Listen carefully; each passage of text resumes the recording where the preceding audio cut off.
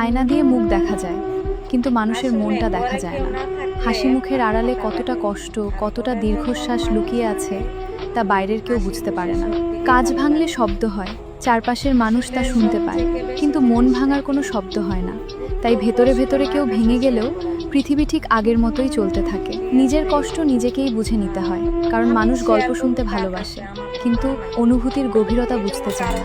তাই অনেক ব্যথা নীরবতার মাঝেই চাপা পড়ে থাকে। কখনো কখনো খুব ইচ্ছে করে কেউ একজন এসে জিজ্ঞেস করুক, তুমি সত্যিই ভালো আছো তো? কিন্তু বাস্তবতা হলো সবাই হাসিটা দেখে, ভেতরের কান্নাটা কেউ দেখে না। তাই এখন শিখে গেছি, নিজের কষ্টগুলো নিজেকেই বহন করতে হয়।